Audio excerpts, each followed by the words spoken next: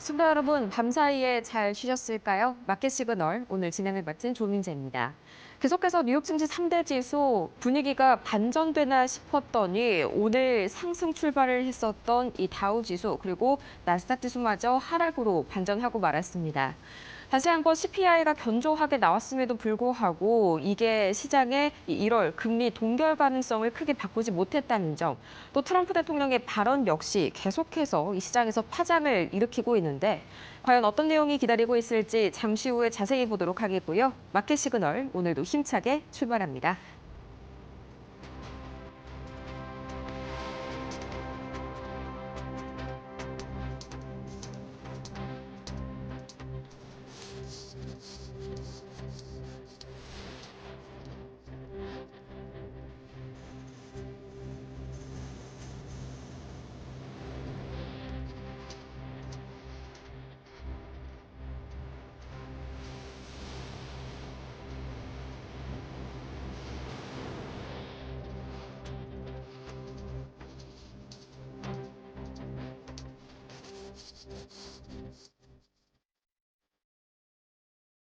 12월 소비자 물가지수, 이 CPI가 예상치를 밑돌면서 인플레가 점차 둔화되고 있는 시그널이 나타났음에도 불구하고 오늘 뉴욕 증시 3대 지수는 계속해서 잠시 쉬어가는 모습이 나타납니다.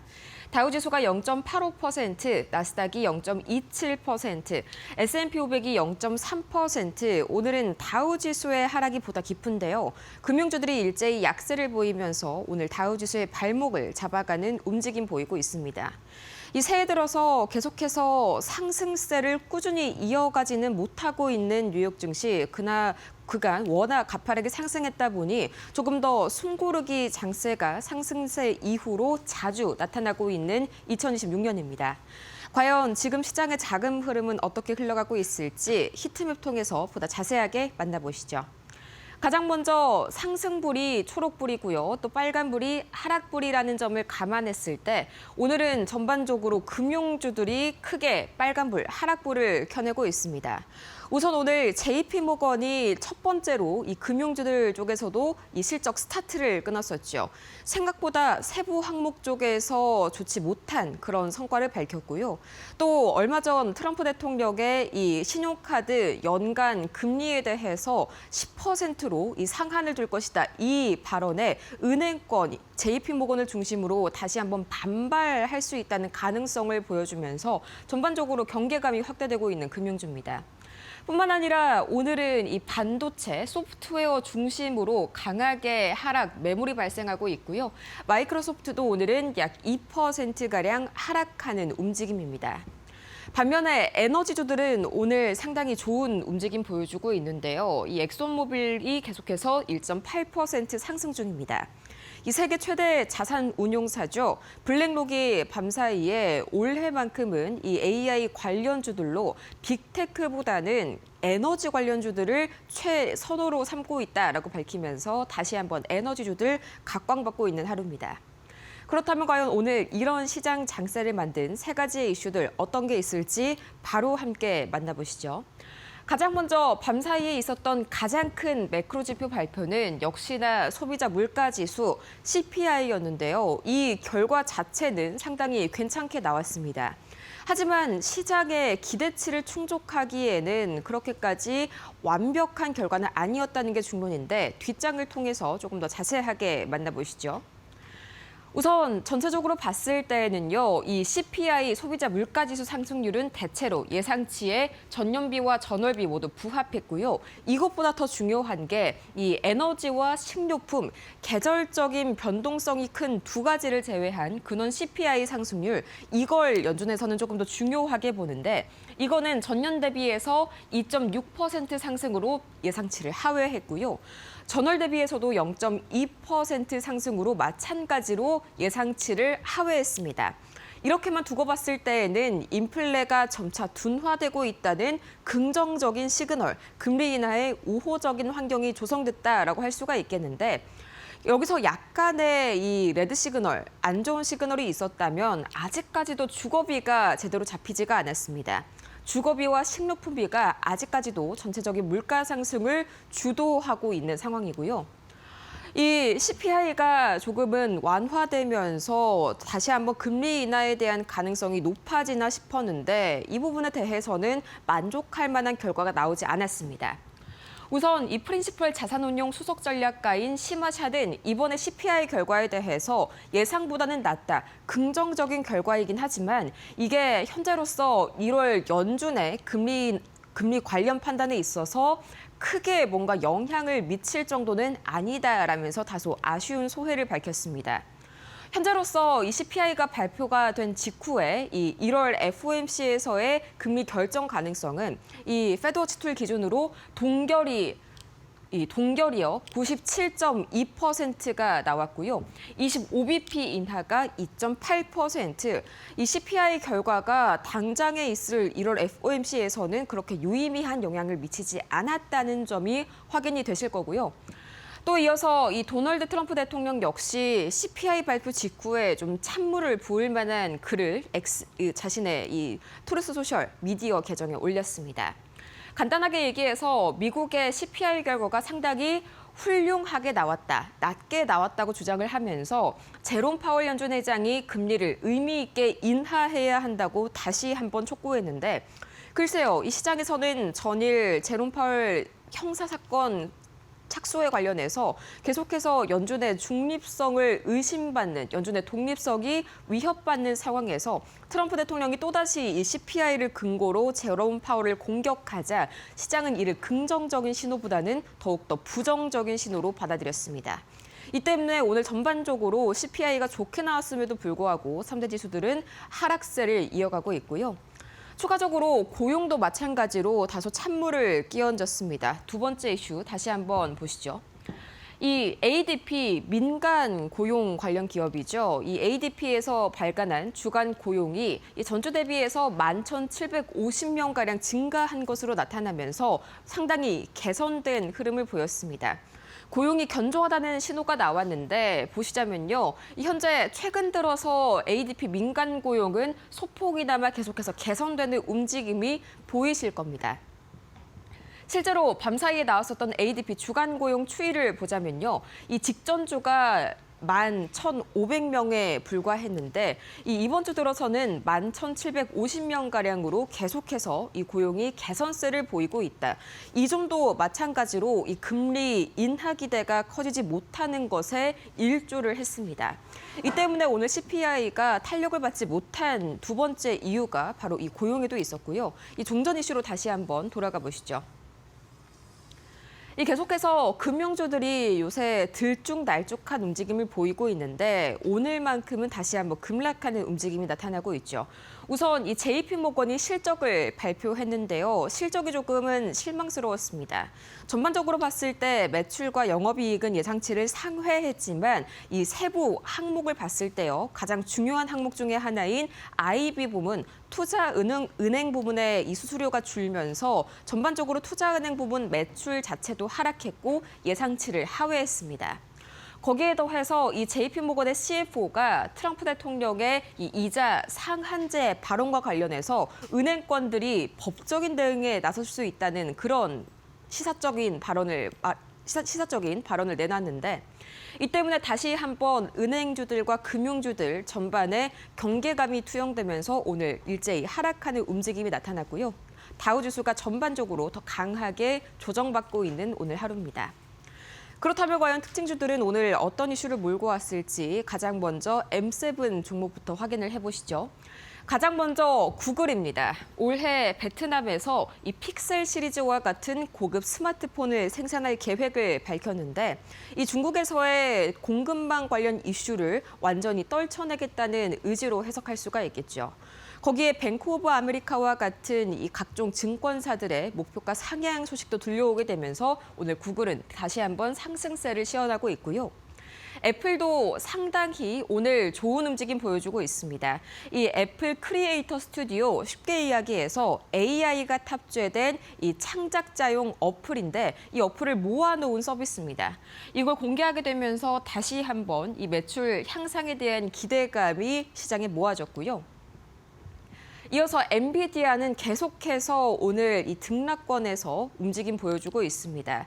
이 중국 정부가 H200 칩에 대해서 자국의 빅테크 기업들에게 이 대학 연구소와 같이 특별한 경우에만 허용을 하겠다. 다소 부정적인 소식으로 들릴 수가 있겠지만요. 이 점을 생각을 하셔야 됩니다. 현재 엔비디아의 중국 매출은 0이죠. 엔비디아의 중국 관련 매출이 발생한다면 그건 어디까지나 플러스입니다.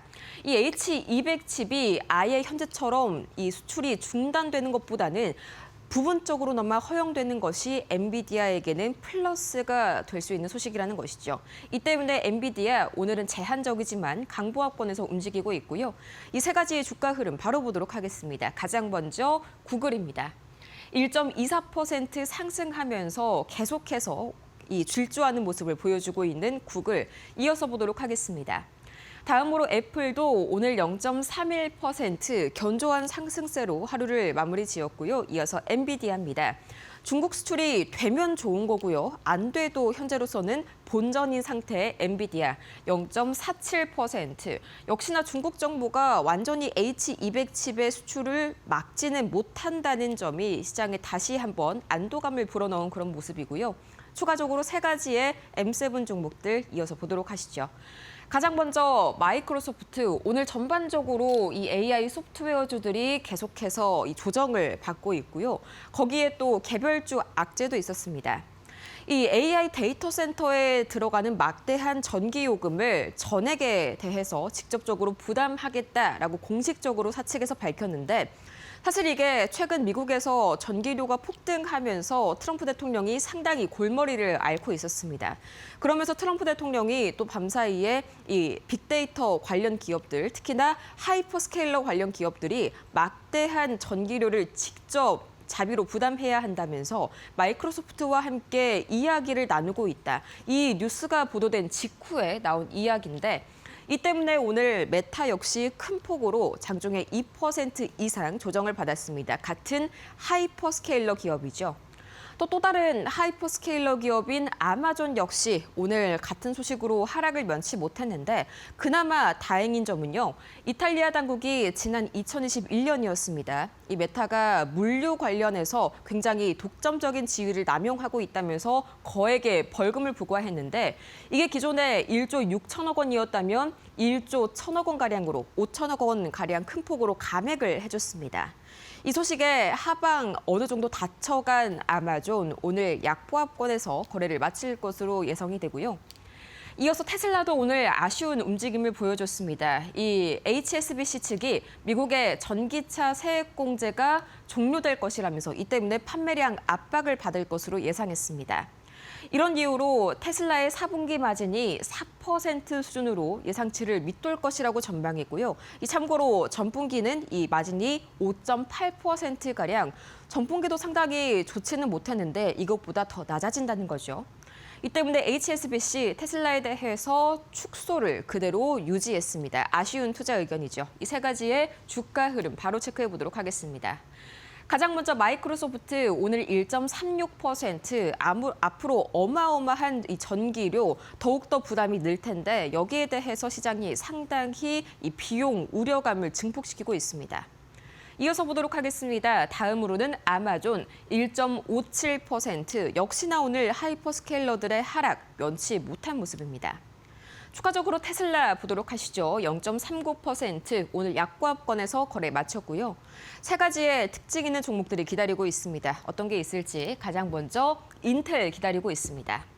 오늘 인텔과 AMD는 키방크 측의 상당히 긍정적인 이런 보고서에 큰 폭으로 상승을 보였는데, 가장 먼저 인텔은 이 키방크 측에서 메모리 슈퍼사이클과 데이터 센터에 대한 수요가 상당히 기대된다면서 투자 의견을 비중 확대로 상향 조정했고요. 또 목표가를 $60 선으로 설정했는데, 이게 전일 종가 대비해서 무려 30% 이상의 충분한 이 상승 여력이 있는 그런 목표가입니다.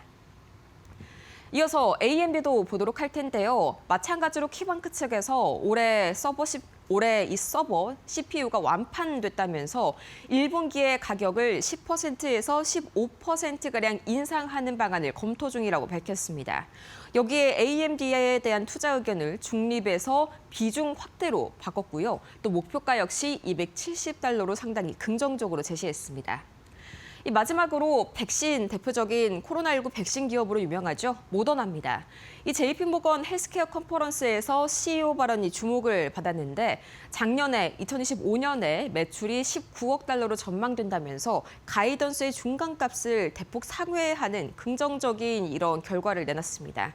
덕분에 오늘 모더나 큰 폭으로 올랐는데 이 세 가지의 주가 흐름 종가 기준으로 어떻게 마무리됐을지 가장 먼저 인텔은 7.3% 급등했고요. 또 이어서 AMD 역시 엔비디아는 오늘 다소 아쉬운 흐름이었는데 AMD는 6% 이상 강세로 하루를 마무리 지었습니다.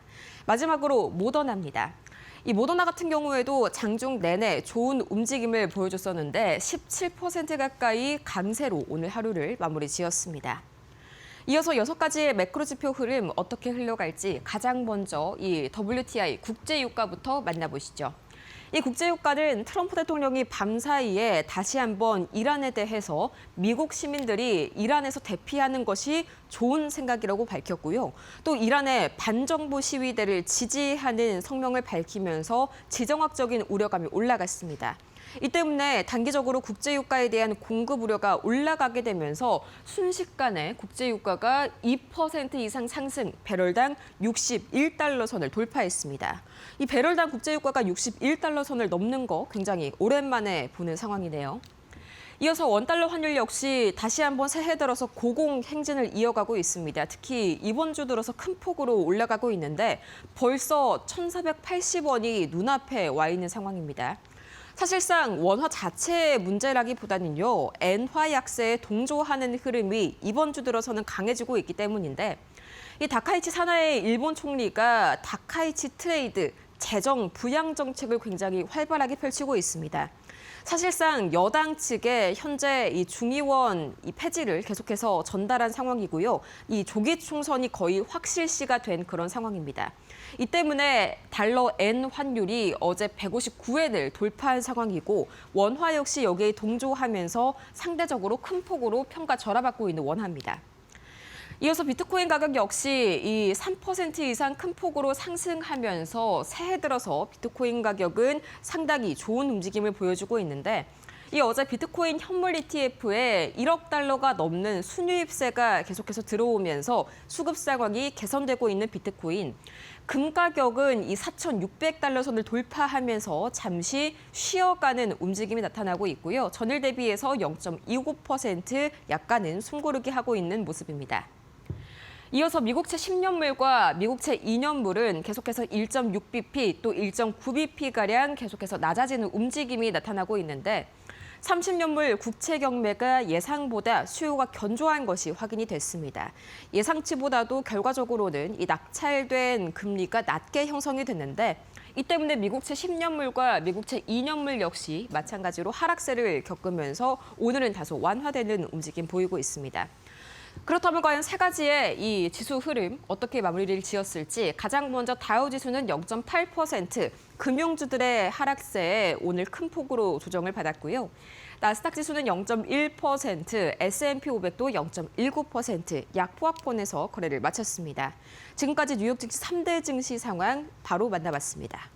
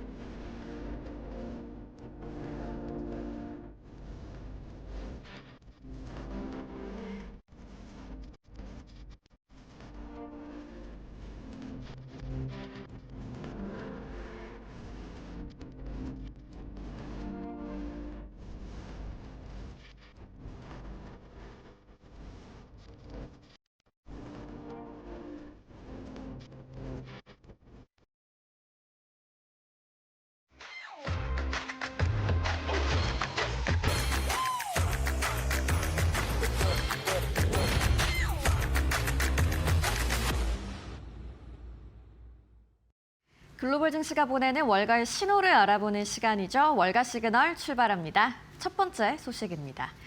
미국의 12월 물가 지표가 발표됐습니다. CPI가 시장 전망에 부합한 가운데 근원 CPI는 예상치를 밑돌았습니다. 근원 소비자 물가 지수가 전년 대비 2.6% 상승하면서 시장의 예상을 밑돌았습니다. 헤드라인 CPI는 2.7%로 전망에 부합했지만 물가의 기조를 보여주는 근원 지표가 완만해진 점이 핵심인데요. 전월 대비로는 0.3% 오르면서 직전 달과 같은 흐름을 유지했습니다. 한편 주거비는 전월 대비 0.4% 상승해 여전히 물가의 가장 큰 부담 요인으로 나타났습니다.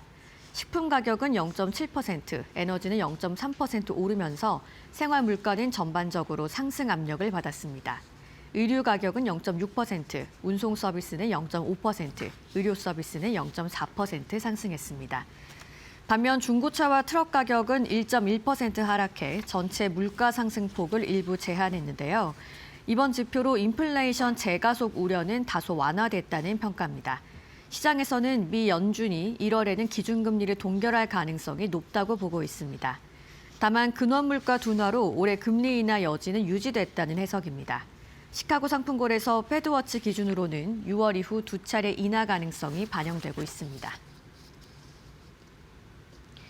트럼프 미국 대통령이 이란과 거래하는 국가들에 대해 초강수 조치를 꺼내들었습니다.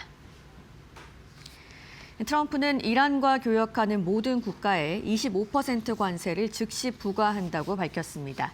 현지 시간 12일 개인 SNS인 트루스 소셜을 통해 발표했는데요. 트럼프는 이란과 거래한 국가는 미국과의 모든 거래에 25% 관세를 납부해야 한다고 명시했습니다. 해당 조치는 예외 없이 즉시 발효되며 최종적 결정이라고 강조했는데요. 다만 이란과의 거래 범위에 대해서는 구체적인 정의를 내놓지 않았습니다. 현재 이란의 주요 교역국으로는 인도, 튀르키예, 중국 등이 거론됩니다. 미 행정부는 군사 타격, 사이버 공격, 추가 제재 등도 함께 검토 중인 것으로 전해졌습니다. 트럼프는 이란 측이 핵 협상 재개 의사를 전해왔다고 밝히면서도 선제 행동 가능성을 언급했습니다. 또한 이란 내 반정부 시위에 대해서는 미국의 지원을 공개적으로 시사했는데요. 시위대에 정부 기관 점령 등 강경 행동을 촉구하며 이란 지도부를 강하게 압박했습니다. 이에 대해 시장은 중동 지정학 리스크와 글로벌 교역 충격 가능성을 동시에 주시하고 있습니다. 마이크로소프트의 주가가 AI 데이터 센터 비용 우려로 1% 넘게 하락하면서 약세로 마감했습니다. 이는 AI 데이터 센터 운영에 따른 전력 비용 부담이 부각된 영향인데요. 마이크로소프트는 데이터 센터 전력 사용에 대해 공공요금 인상이나 보조금 없이 전액 자체 부담하겠다는 방침을 밝혔습니다. 브래드 스미스 사장은 AI 인프라 확장이 일반 소비자 전기요금 인상으로 이어져선 안 된다고 강조했습니다. 이에 따라 지역 인센티브나 전력요금 할인 없이 비용을 감내하게 됩니다. 이에 대해 책임 있는 기업 행보라는 평가와 함께 투자자들은 AI 사업 수익성 악화를 우려하고 있습니다. 과거 빅테크들이 데이터 센터 유치를 조건으로 전력 혜택을 받아왔던 점과 대비됩니다. 한편 정치적 압박도 배경으로 거론되는데요. 트럼프 대통령은 데이터 센터 비용을 유권자에게 전가해선 안 된다고 언급한 바 있습니다. 마이크로소프트는 효율 개선을 통해 비용 부담을 완화하겠다는 계획도 함께 제시하면서 전력 효율, 냉각 기술 개선이 장기 수익성의 관건이 될 전망입니다. JP모건은 4분기 실적을 발표한 가운데 트럼프 대통령의 신용카드 이자율 통제 요구에 강하게 반발했습니다. 제레미 바넘 JP모건 CFO는 업계 전반이 해당 요구에 반대하고 있다며 필요하다면 소송을 포함해 모든 대응 수단을 검토하겠다고 밝혔습니다. 바넘은 정당한 근거 없이 사업 모델을 근본적으로 바꾸라는 지시가 내려진다면 모든 가능성을 열어둬야 한다며 이는 주주에 대한 의무이기도 하다고 강조했습니다. 트럼프 대통령은 신용카드 이자율을 연 10% 상한으로 제한하라고 요구한 상태인데요. 은행업계는 금리 상한제가 도입되면 신용카드 계좌 축소로 소비가 위축될 수 있다고 경고합니다. 현재 미국 평균 신용카드 금리는 약 19.7%로 상한 도입 시 수익성 타격이 불가피합니다. JP모건은 해당 조치가 신용 공급을 줄여 오히려 소비자와 경제에 악영향을 준다고 지적했습니다. 한편 JP모건은 4분기 실적에서 애플카드 인수계약 여파로 22억 달러 순이익 감소를 기록했습니다. 이에 따라 실적은 시장 예상치를 하회했고 주가는 약 4% 넘게 하락했습니다. JP모건을 시작으로 이번 주 뱅크 오브 아메리카, 모건 스탠리 등 대형 은행 실적 시즌이 본격화됩니다. 지금까지 월가에서 보내는 시그널 알아봤고요. 신일섭 위원과 함께 자세하게 분석해 보겠습니다.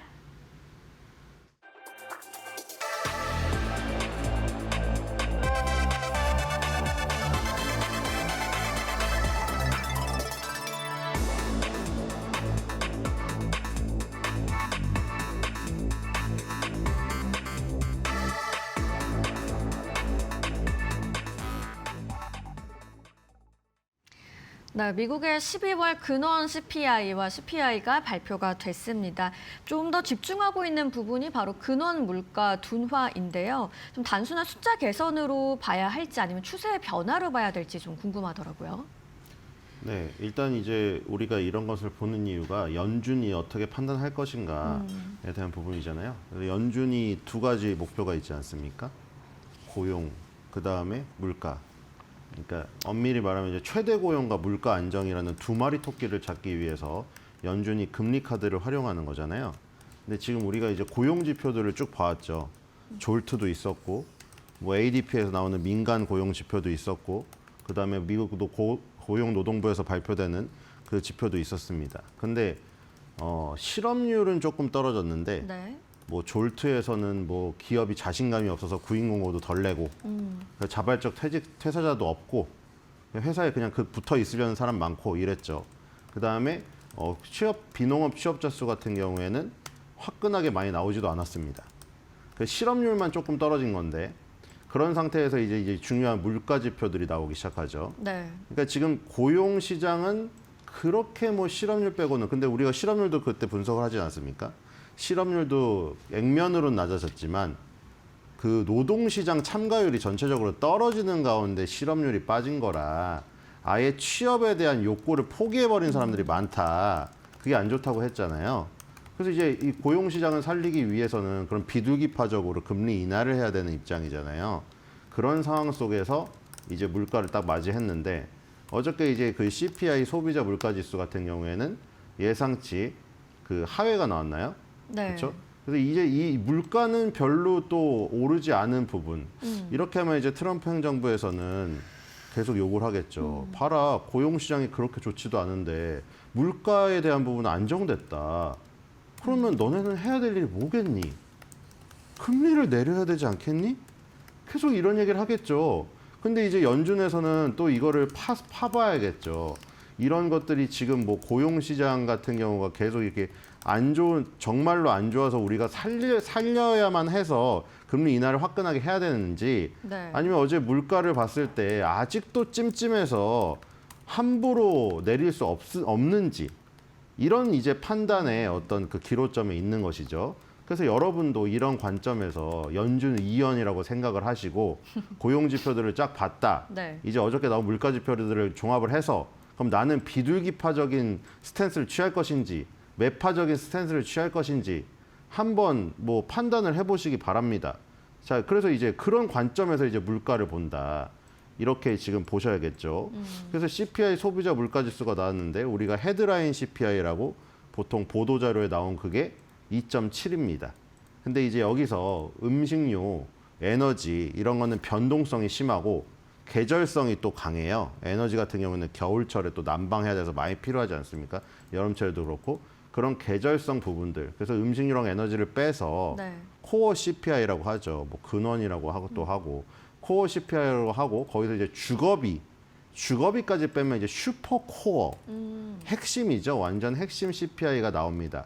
그러니까 좀 안정적이고 변동성이 좀 적으면서 꾸준히 영향을 미칠 수 있는 게 슈퍼코어 CPI예요. 그래서 이제 이런 세 가지를 다 봐야 되는데 일단 액면으로 나온 거는 2.7이 나오고 예상치 하회로 나왔습니다. 근데 이 정도가 어느 정도냐면은 우리가 보통 2020년 코로나 이전하고 비교를 하게 돼요. 왜냐하면 2020년 코로나라는 커다란 어떤 변동성이 있는 사건이 있었기 때문에 그 전에는 일반적인 상황이었겠죠. 그래서 일반적인 상황으로 돌아갔느냐 안 돌아갔느냐가 중요하거든요. 왜냐하면 코로나라는 거는 매년 일어나는 이벤트가 아닙니다. 우리가 예상하지 못한 10년이나 20년 만에 갑자기 일어나는 천재지변에 가까운 그런 부분이기 때문에 그 전으로 돌아갔느냐가 중요한 거죠. 경제가 다시 그 전에 몸을 회복했느냐 안 했느냐. 근데 지금 2.7이라는 수치는 2020년도 코로나 이전, 그러니까 3월 달 이전의 수치보다는 높습니다. 그래서 지금 이런 부분을 감안을 해야 된다. 연준도 아마 이런 부분을 보면서 지금 예상치 하에는 나왔고 2.7이라는 것이 뭐 지금 저희 PC라고 하죠. 개인 소비 지출 2%를 목표로 연준 홈페이지에 올려놨는데 연율상으로는 2%대 2.7이니까 0.7로 접근을 했잖아요. 네. 하지만 코로나 이전 상황으로 돌아가지 않았기 때문에 그리고 우리가 뒤에서 또 살펴볼 슈퍼코어 CPI라든가 네. 코어 CPI가 완전히 잡혔다는 어떤 확신이 없기 때문에 그래서 금리 인하에 대해서 고용시장이 불안함에도 불구하고 망설이고 있지 않을까. 저는 이렇게 생각하는데 네. 여러분들은 어떻게 생각하실지 궁금합니다. 알겠습니다. 말씀하신 것처럼 이제 주거비를 이제 제외하면 슈퍼코어 CPI가 나온다고 말씀을 해주셨는데 주거비가 여전히 0.4% 올랐어요. 물가 부담의 핵심으로는 좀 남아있는 모습이지만 뭐 시장은 그래도 어느 정도는 안도를 하는 모습이거든요. 근데 0.4% 정도라고 하면 연준이 통화정책 판단을 하는데 좀 제약을 받을까요? 아니면 크게 부담은 없는 수준이라고 좀 봐야 될까요? 네, 주거비랑 렌트비도 보겠습니다. 이게 통틀어서 주거비라고도 할 수 있는데 매매를 한 거랑 빌린 사람, 우리도 그렇죠. 전세랑 월세로 사는 사람이 있고 매매를 하는 사람이 있겠죠. 어쨌든 간에 우리가 쉘터라고 하죠. 쉼터인데 주거비, 임대료 이런 것들에 대한 부분인데 2023년도를 기점으로 해서 많이 꺾여서 확 내려왔습니다. 아까 말한 대로 4% 미만에 있고요. 2%대 초과 4%대 미만. 그 중간쯤에 위치하고 있죠. 지금 보시면은 빨간색이 주거비고 빨간색이 렌트비고 파란색이 주거비입니다. 네. 근데 비슷하게 움직이고 있는데 이것도 마찬가지죠. 코로나 이전으로 돌아갔는가 안 돌아갔는가. 지금 코로나 이전 수준으로 돌아가긴 했는데 완전히 떨어지진 또 않았어요. 그래서 주거비랑 임대료가 여전히 지금 부담으로 작용하고 있음을 알 수가 있습니다. 우리가 음식료랑 에너지는 제외를 해줘서 코어 CPI가 나오잖아요.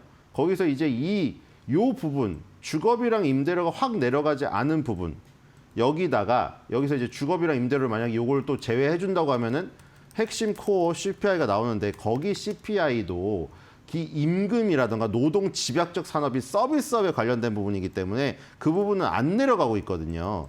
그래서 그 부분에다가 주거비까지 더하면 꽤 부담이죠. 그러니까 쉽게 말해가지고 내가 머리카락도 자르러 가야 되잖아요. 머리카락도 자르러 가야 되고 백화점도 가야 되고 여러분들 겨울이니까 스키장도 가서 스키장 서비스도 이용해야 될 것이고 그런데 내가 주거비에 대한 부담까지 있다. 이러면 이 아까 전에 헤드라인 CPI가 예상치 하회로 나왔더라도 실질적으로는 부담이 크죠. 이거를 누를 만한 임금 상승률을 기록할 수 있는 좋은 일자리가 양질의 일자리가 주어지느냐. 네. 근데 우리가 졸트에서부터 쫙 봤는데 그렇게 좋은 양질의 일자리도 충분히 공급이 안 되고 있는 상태잖아요. 그러니까 굉장히 아직도 부담스러운 주거비와 임대료 수준이라고 보시면 되겠죠. 아마 연준도 저런 걸 보고 주거비와 임대료에 대한 부담 저런 부분이 계속해서 물가에 대한 압력으로 작용하고 있다. 요것을 지금 보고 있겠죠. 그래서 함부로 고용 시장의 불안을 보고 금리 인하를 확 못하는. 네. 왜냐하면 다시 한번 살아나서 예를 들어 기술적으로 보더라도 2020년 코로나 이전에 고점에 딱 닿아 있는데 만약에 저기서 튕겨서 다시 올라가는 V자 반등의 그림이 나온다. 요것도 예상할 수 있기 때문에 완전히 숨이 죽을 때까지는 보고 있는 게 아닌가 이런 생각이 듭니다. 네, 연준의 입장에서도 생각해 보시라는 이야기도 해드렸는데 반면에 또 궁금한 거는 투자자 입장에서는 뭐 중고차 가격도 하락하면서 일부 물가는 또 내려오고 있거든요. 그래서 이런 흐름이 좀 이어진다면 좀 앞으로 어떤 업종이나 자산군을 눈여겨봐야 할지도 궁금해지는데 어떻게 보실까요? 네, 연준이 지금 망설이고 있는 이유가 그러니까 이제 종양이 돋아났는데 의사한테 잘 치료를 받아가지고 아물었어요. 그리고 의사도 퇴원하라고 해서 퇴원을 했어요. 네. 근데 집에 왔는데 그 상처의 부위를 보니까 계속 트라우마가 생기는 거예요. 저기서 종양이 뭔가 내 피부 안에서 돋아날 것만 같은 그런 불안감이 있죠. 그게 왜 생겼냐면은 과거에 지금 굉장히 데자뷰인데 지금 너무나 유사한 부분이 나오거든요. 이게 1883년부터 1985년도까지 아주 과거죠. 아주 과거에 이런 부분이 있었거든요. 지금 2018년부터 2032년까지 예상을 해놓은 2032년 아직 안 나왔고 2018년부터 2032년까지 그려놨죠. 그리고 이 초록색으로 그려진 거는 1883년부터 1985년도까지입니다. 근데 굉장히 유사한 흐름이 뭔가 마치 평행이론처럼 반복이 되고 있는 것을 볼 수가 있는데 물가가 엄청나게 치솟았다가 어느 정도 안정이 됐다고 판단을 해가지고 만약에 금리 인하를 했을 경우에 물가가 폭등한 경우가 있었거든요. 그래서 이 트라우마 때문에 물가를 지금 물가에 대한 고민 때문에 금리 인하를 섣불리 못하고 있는 거예요. 금리 인하를 섣불리 저렇게 했다가 과거처럼 고점을 넘어서는 물가의 폭등이 올 수도 있다. 이런 부분 때문이죠. 물론 물가가 폭등이 아니고 천천히 오르는 건 좋습니다. 아까 말한 대로 자산 시장의 가격이란 것도 결국에 다 마찬가지입니다. 그 기업들이 결국에 소비자들한테 서비스라던가 제품을 팔아서 수입을 얻는 것이기 때문에 물가가 올라야죠. 그래서 소비자들한테 판매하는 판매 가격에 전가를 시켜서 마진을 많이 남겨 먹으면 좋습니다. 그래서 자산 가치의 상승, 기업 가치의 상승이란 것이 결국 물가와 함께합니다. 그리고 금리랑도 함께하고요. 왜냐하면 그 물가를 잡기 위해서 금리를 계속 올리는 금리가 올라가는 구간에 주식시장의 상승도 나타나기 때문에 자산 가치의 상승 면에서는 좋아요. 근데 이제 뭐냐면 아까 자산 가치의 상승에서 소외되는 분들 있잖아요. 네. 자산 가치의 상승에서 소외되는 사람들은 더욱더 힘들어질 수 있다. 그래서 결국에는 자산 가치의 상승에서 배제돼서 힘들지 않으려면 이 시장에 뛰어들거나 아니면 이 시장에 뛰어들지 못하면은 그것을 감당할 만한 좋은 양질의 일자리, 임금 상승률이 물가 상승률을 뛰어넘는 양질의 일자리를 구해야 되는 이런 상황이고 연준의 판단은 지금 종양이 다시 돋아날 것만 같아서 아직도 관찰 중이다. 네. 왜냐하면 과거에 저런 사례가 있었기 때문에. 그러면 앞으로 좀 연준이 결정적으로 확인할 지표가 뭘지 또 체크를 해봐야 되는 게 뭐가 있을지 좀 한두 가지 정도 꼽아주신다면 어떤 게 있을까요? 네, 연준은 일단 그 전에 아까 트라우마 얘기를 했는데 2020년 코로나 이전으로 돌아가는 게 확인이 돼야 금리 인하에 대한 비둘기파적인 면모를 다 갖출 거라는 생각이 듭니다. 물론 트럼프가 지금 압박을 하고 있기 때문에 이게 완전히 확인이 안 된 상태에서 금리 인하를 강하게 할 여지도 상당히 강해요. 지금 트럼프라는 존재가 다른 변수보다 상수가 되는 지금 상황이거든요. 왜냐하면 지금 스티브 미일런 이사는 무조건적인 인하를 외치고 있기 때문에 무슨 변수가 미일런 이사 앞에 나온다고 한들 신경 안 쓰고 그냥 B컷을 외치고 있습니다. 그분은. 그 다음에 지금 윌러 이사라던가 지금 저기 마찬가지 보우먼 이사도 마찬가지죠. 트럼프 쪽으로 완전 돌아섰기 때문에 매파적인 면모를 완전 버려버렸어요. 그래서 이분들은 확인이 안 돼도 금리 인하를 부르짖겠는데 확실하게 만장일치가 나오려면은 그 경계심을 갖고 있는 매파적인 사람들은 저런 걸 볼 거예요. 근원 CPI, 아까 식품 에너지를 제외한 코어 CPI 있죠. 네. 이게 지금 2.6 정도 나오거든요. 아까 헤드라인 CPI는 2.7 정도 나왔죠. 네. 이 2.6이라는 수치도 2020년 코로나 이전, 2020년 코로나 이전에는 2% 미만이었어요. 연준의 목표치 아래에 있었습니다. 거기를 도달하지 않은 거죠. 그러니까 결론적으로 말해서 개인 소비 지출 PCE 2%가 연준의 목표잖아요. 연율로 2%가 확실히 2%에 딱 맞닿았던가 아니면 1.9까지 내려가는 거. 완전히 매파의 극단에 있는 사람은 그걸 확인하고 나서야 금리 인하 카드를 던질 겁니다. 그러니까 지금 트럼프한테 어떻게 보면은 매수당했다고 하면 좀 심한데 트럼프 쪽으로 완전히 기우신 분들은 2% 연율 2%가 달성이 안 돼도 금리 인하를 2번 이상 던질 가능성이 높다고 생각이 돼요. 이번 연도에. 근데 아직도 매파적인 그 스탠스를 취하시는 분들 있잖아요. 네. 그분까지 합세를 하려면 아예 정말 연준 홈페이지에 있는 PC 연율 2%가 도달되거나 2%를 깨는 흐름이 나와서 코로나 이전으로 돌아가서 아예 물가 상승에 대한 위험이 없을 때 이 금리 인하 카드를 던질 것이라는 생각이 듭니다. 네, 금리 인하에 대한 기대는 유지하면서도 과도한 낙관은 조금 경계하는 신호로 보여지는 물가 지표였습니다. 앞으로도 연준 결정 영향 미칠 지표들까지 저희랑 같이 확인해 보시면 좋겠고요. 이어서 두 번째 기사도 한번 확인해 보시죠.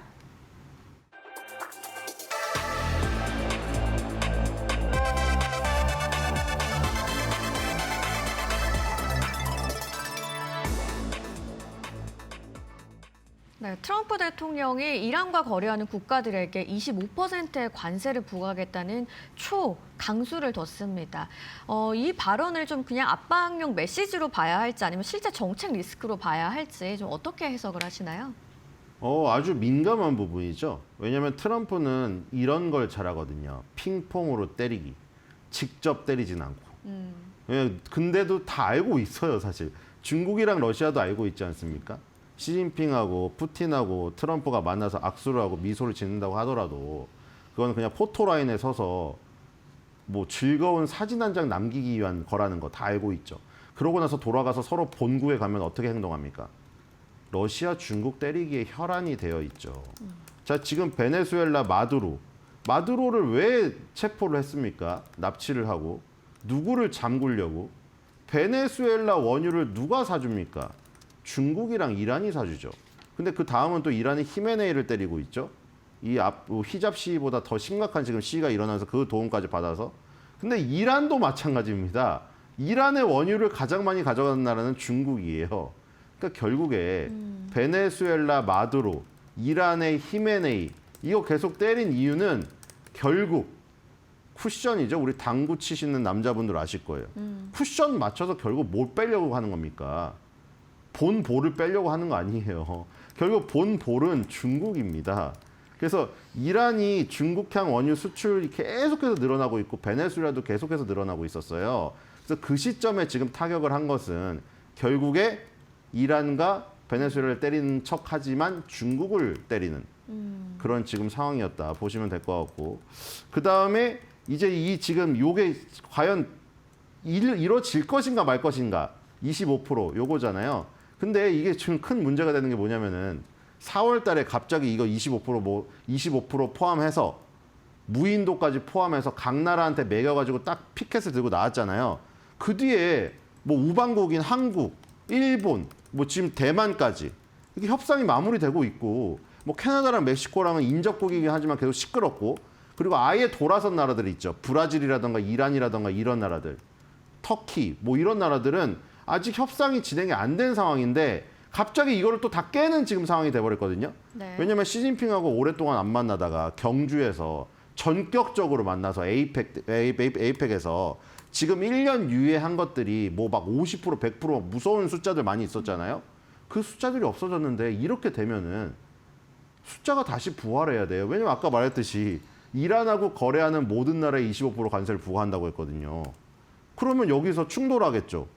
분명히 시진핑하고 만나서 1년 동안 이제 히토류라던가 그런 거 서로 주고 딜을 받으면서 반도체라던가 주고 받으면서 야 우리 100% 관세 이런 거는 1년씩 유예하자. 근데 그때 조건이 뭐였냐면은 1년 단위로 유예하자였어요. 1년 뒤에 보면은 봐서 마음에 안 들면 우리 이거 깬다.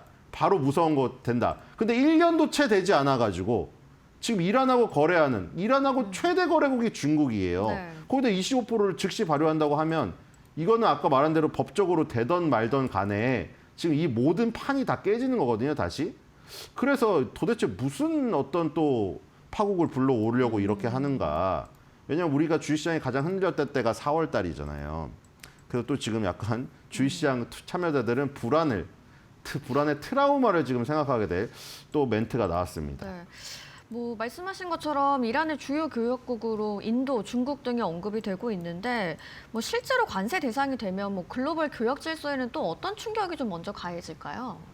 네, 일단 이란의 중국향 원유 수출치 제가 차트 준비한 거 있는데 네. 지금 10년 동안 10년 만에 가장 큰 수입을 하고 있습니다. 이란이 중국향으로 원유 수출하는 추이니까 중국 입장에서는 수입하는 거겠죠. 2015년부터 25년까지 나와 있거든요. 10년 내 최고양으로 지금 수입을 하고 있거든요. 중국 입장에서 베네수엘라 원유도 마찬가지고. 그렇기 때문에 이란이나 베네수엘라 이게 다 돈줄이에요. 그리고 베네수엘라는 석유 주면서 뭐 했냐면은 현금을 또 차관했어요. 베네수엘라가 돈이 없어가지고. 근데 그걸 막아버리니까 채권자인데 받을 게 없어져 버린 거죠. 중국이 돈을 날렸어요. 그럼 지금 두 번 연속으로 지금 열이 받는 일이 발생된 거거든요. 중국 입장에서는. 그렇기 때문에 이걸 가만히 넘어갈 수 있을까? 그러면 또 이제 일본한테 그런 것처럼 히토류를 또 들고 나올 수가 있어요. 이렇게 되면. 히토류를.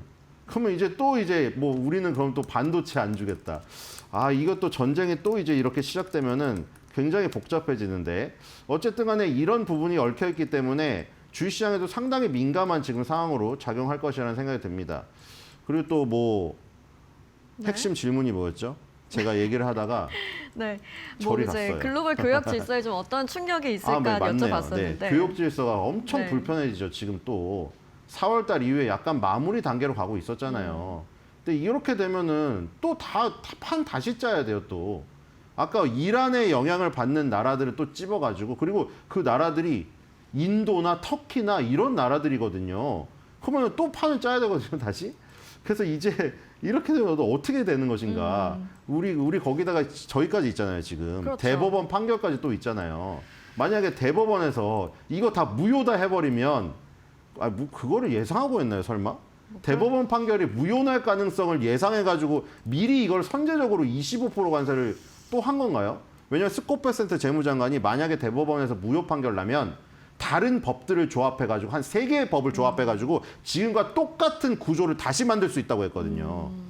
그럼 이거를 판을 다시 짜기 위해서 미리 선제적으로 플랜 B를 던진 것인지 이 트럼프의 의중은 모르겠으나 지금 이것이 어쨌든 간에 선전포고격이다. 그러니까 시진핑하고 에이펙에서 악수는 하고 뭐 미소는 짓고 떠났지만 결국에는 뒤에는 칼을 숨기고 있었다는 거죠. 그리고 뭐 그럴 수도 있어요. MP 머티리얼즈나 이런 것들을 계속해서 독려해가지고 그 다음에 이 그린란드 야욕을 보인 것도 그거잖아요. 네. 히토를 확보하려고. 어느 정도 선에 올라왔다고 생각을 해서 이 정도에서 떨어내려고 하는 것인지. 왜냐하면 중국도 계속 그러고 있거든요. 반도체를 안 받겠다, 정부에서. 알리바바는 받겠다고 했는데 정부에서 받지 말라고 하고 있잖아요. 그럼 서로가 반도체랑 히토류란 것을 서로 쥐고 있으면서 어느 정도 수준에 올라왔다고 생각해서 수준에 올라온 것만큼은 배짱을 부리고 있는 것이 아닌가. 뭐 이런 생각도 들고 하여튼 히토류랑 이 반도체라는 거 이 두 개가 있죠. 정말 이게 절묘하게 두 국가의 손에 있거든요, 이게. 그래서 이거를 굉장히 저울질을 잘하면서 협상도 하면서 엄포도 놓으면서 이 줄타기를 하면서 가는 상황이 계속해서 이어질 거라는 생각이 듭니다. 트럼프와 임기가 만료돼도 마찬가지예요. 네, 트럼프 대통령이 군사적 옵션과 추가 제재까지 발언을 한 상황인데 또 미국 증시, 우리나라의 증시에는 어떤 영향을 미칠지 저희 마켓 시그널과 함께 꾸준히 지켜보셔야 되겠습니다. 지금까지 신일섭 위원과 함께했습니다. 고맙습니다.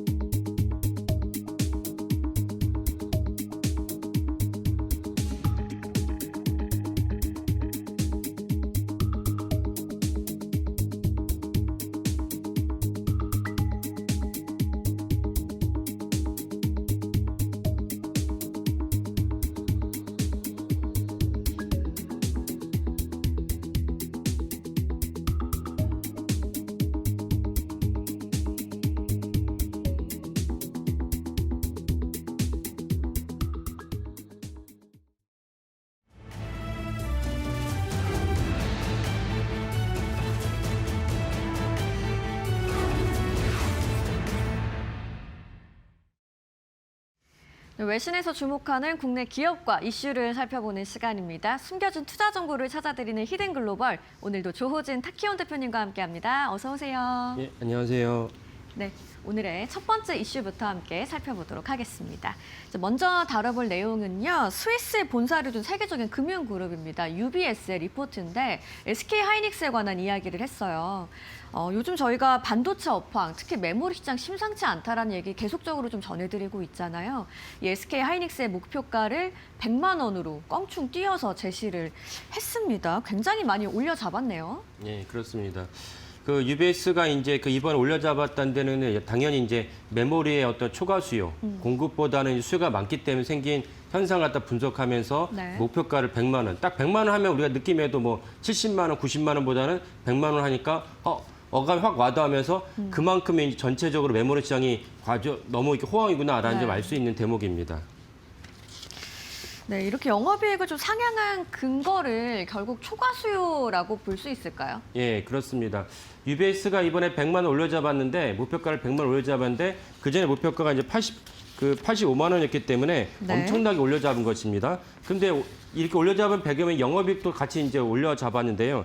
기존에는 이제 UBS가 올해 SK하이닉스 영업이익으로 80조 원이었다가 150조, 150조 엄청난 숫자입니다. 대단하네요. 그래서 사실은 이제 여의도 증권가에서나 우리 국내 시장에서도 SK하이닉스 영업이익이 이제 100조가 된다. 뭐 사실은 그 저희가 이제 작년에도 말씀드렸던 뭐 맥커리가 그다음에 UBS가 시티그룹이 잇따라서 이제 SK하이닉스 영업이익을 갖다 대폭 올려잡았습니다. 그래서 그때 노무라 증권도 100조 원, 나중에 126조 원도 나오긴 했는데 이번에 이제 UBS 증권은 이제 150조 원 영업이익을 갖다 전망을 하면서 그러니까 당연히 이제 목표가도 올려잡아야 되고 그래서 목표가를 갖다 100만 원으로 같이 올려잡았다. 이런 맥락으로 이해하시면 되겠습니다.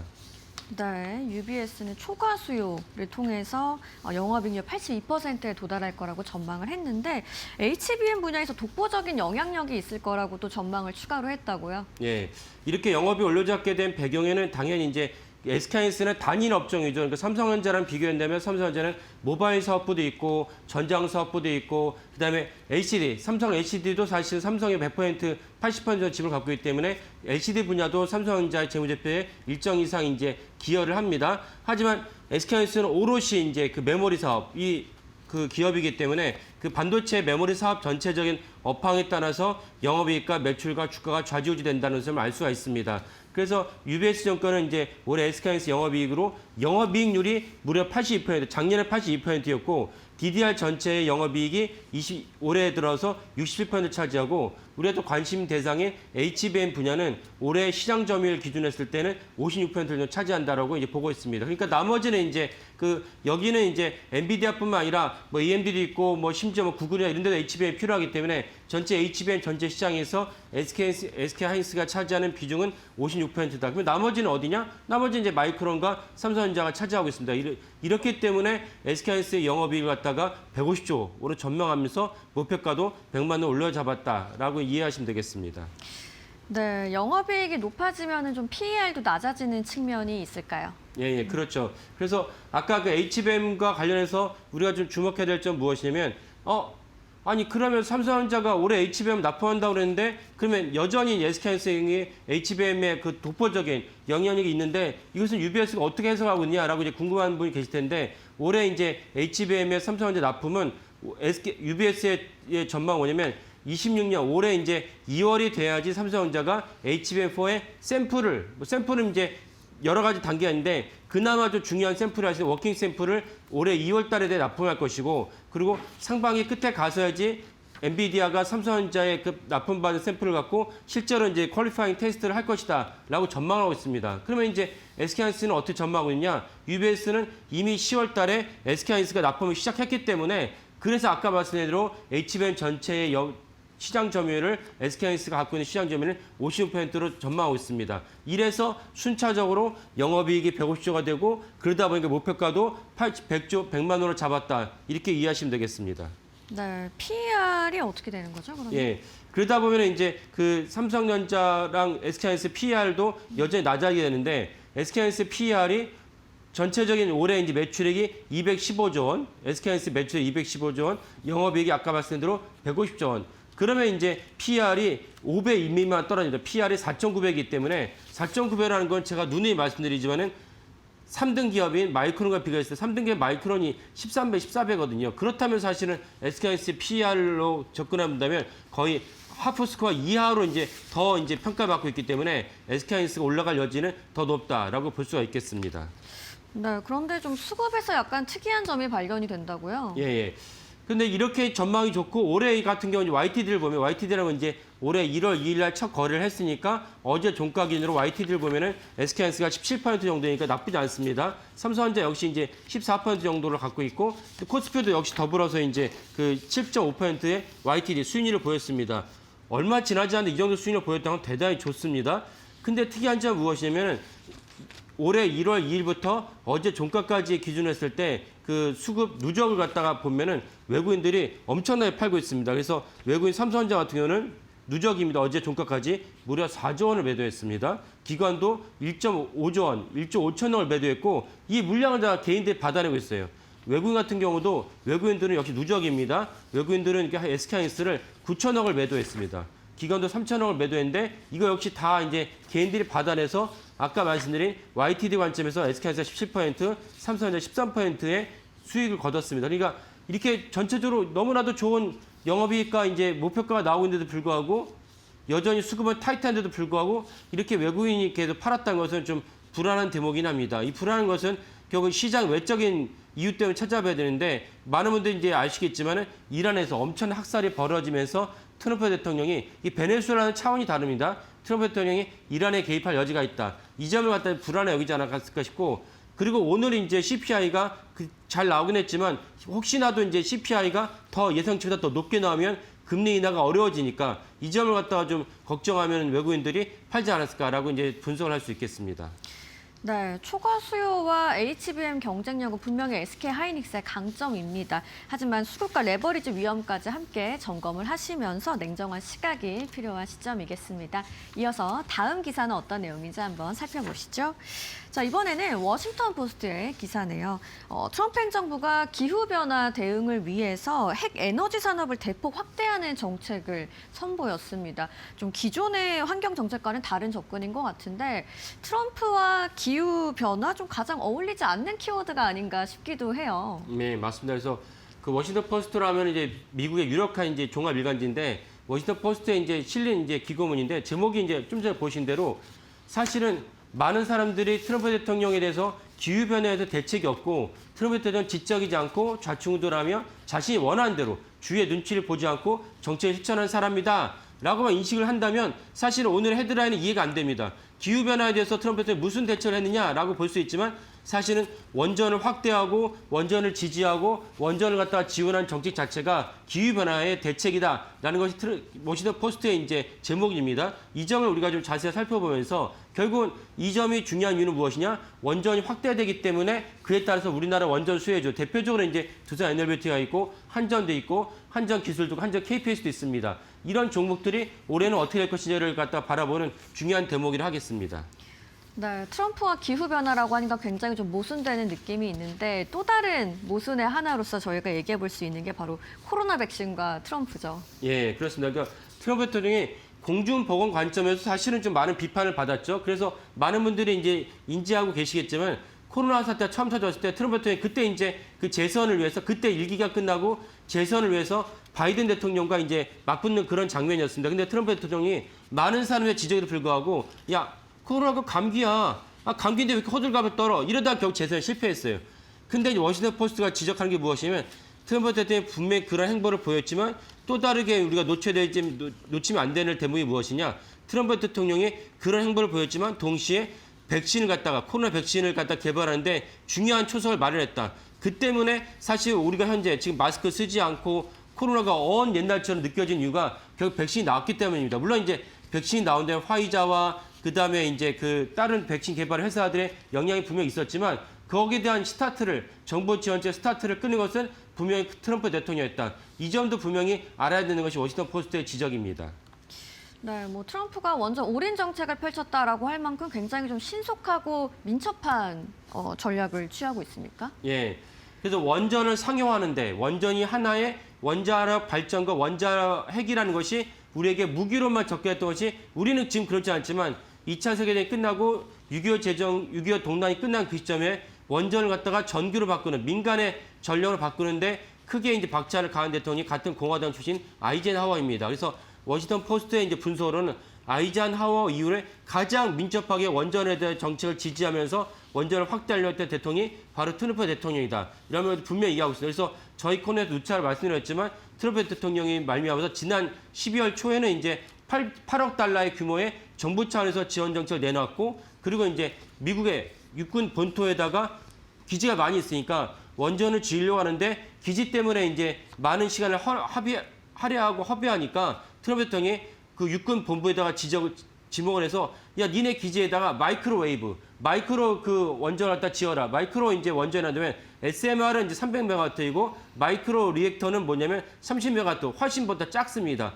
그 정도 원전을 짓기만 해도 군사가 요지로 군사 기지에 쓸만한 전기 공급에 충분하다. 이런 맥락에서 이제 지시를 했어요. 이것이 이제 저희가 보도를 해드렸는데 이런 맥락에서 사실 트럼프 대통령이 원전을 갖다 엄청나게 이제 그 추진을 하고 있고 여기다가 이제 자막을 NRC 원자력 규제위원회를 개혁을 합니다. 개혁을 하다 보니까 사실은 우리가 원전을 진료할 때 SMR을 진료할 때 NRC가 여기다 하나하나 많은 단계가 있는데 그 단계말로 이제 그 브레이크를 걸면은 실질적으로 가시성이 떨어집니다. 그럼에도 불구하고 트럼프 대통령이 NRC를 개혁하기 위해서 NRC의 주요 위원들을 갖다가 그 2명의 위원을 갖다 앉혔는데 이분들이 노련하면서 전문성이 있어요. 그래서 워싱턴 포스트의 지적이 무엇이면 그러다 보니까 민주당에서는 사실은 NRC 위원들에서 초당적으로 인준을 갖다 찬성했다. 이런 것들이 맞물리면서 미국의 각지에서 원전을 지으려고 경쟁 상황이 있다라는 점을 워싱턴 포스트가 지적을 했습니다.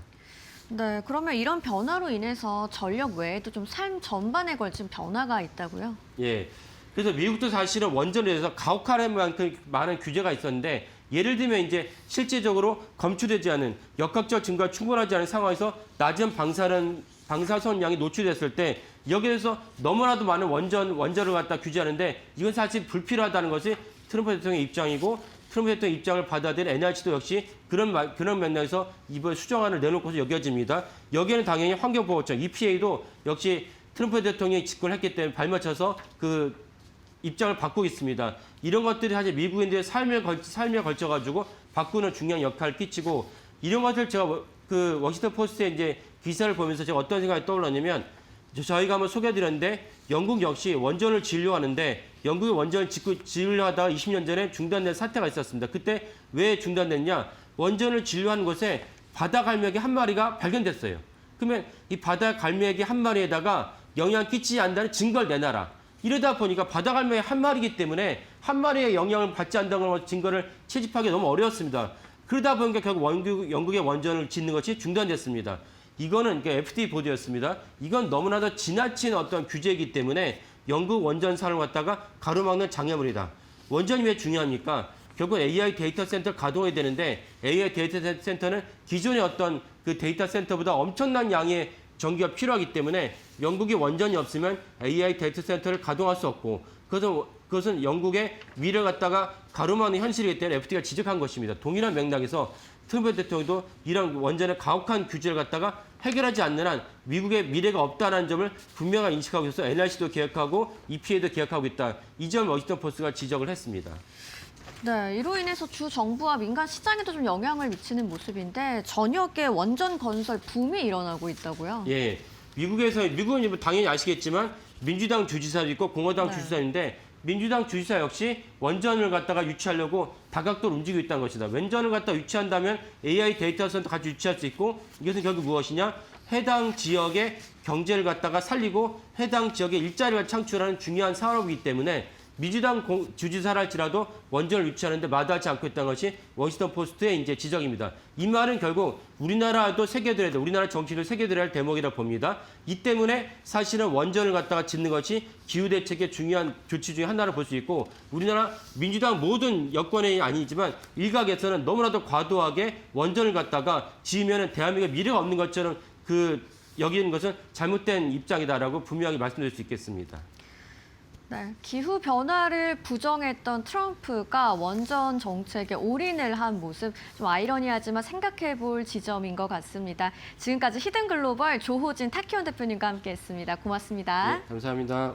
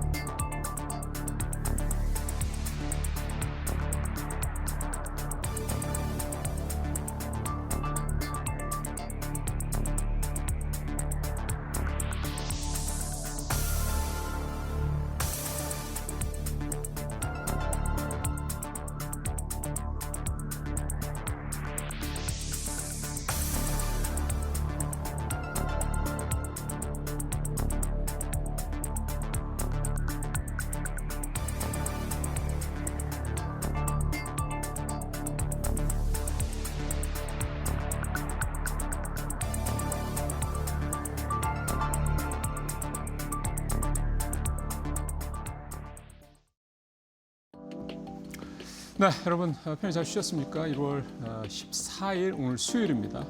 오늘도 굉장히 춥습니다. 자, 오늘 이데일리 신문에 나온 내용들 중에서 또 역시 시장과 관련된 내용들 4기사를 또 모아봤습니다. 첫 번째부터 보시죠.